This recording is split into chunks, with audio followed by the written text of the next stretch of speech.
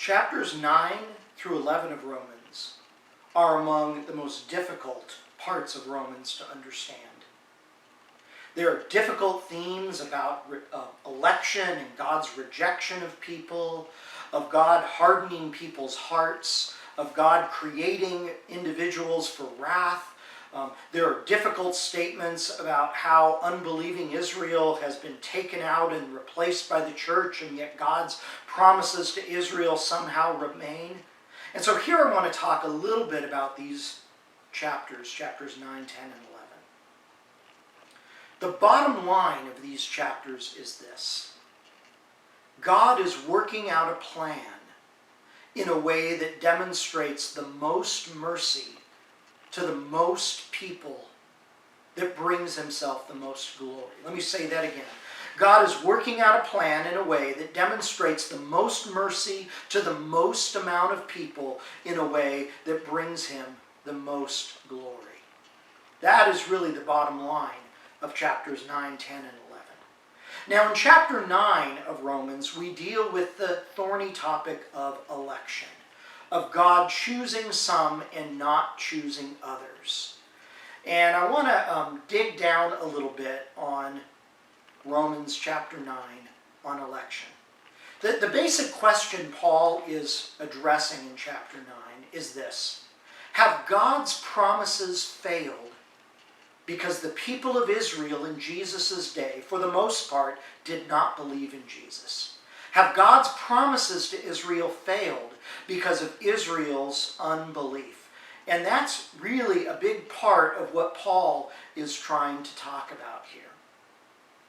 And in chapter 9, he begins to talk about election. In verses 8 and 9, he talks about how God chose Isaac instead of Ishmael in the book of Genesis. In verses 10 through 13, Paul talks about how God chose Jacob instead of Esau in the book of Genesis. And then finally, in verses 24 through 25, Paul talks about how God, for now, has chosen Gentiles, non-Jewish people, instead of the nation of Israel. Now, what is he talking about here when it talks about God choosing? I mean, doesn't God love everyone? And isn't the gospel, the message of Jesus, intended and directed towards everyone? Well, some people believe that when God uses the language of election, he's talking about people's personal salvation.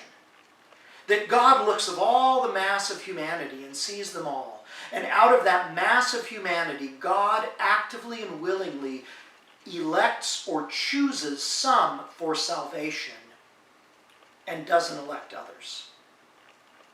But another possibility is that election here is talking about a more historical, corporate sense.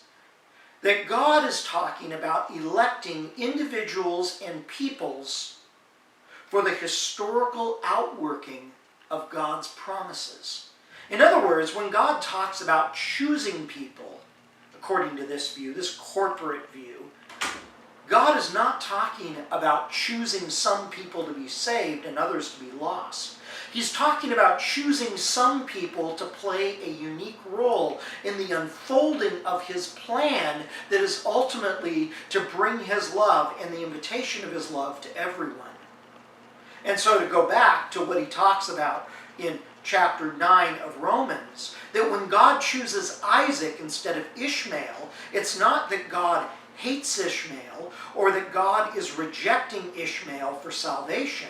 It's that God is choosing to work out his plan of salvation through Isaac and the people associated with Isaac instead of Ishmael and the people associated with Ishmael.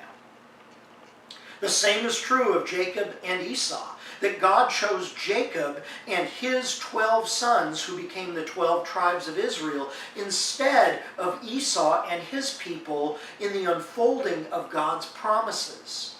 It's not that God is rejecting Esau for salvation.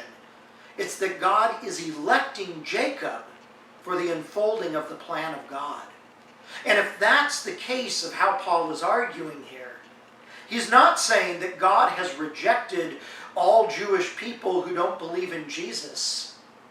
and not elected them.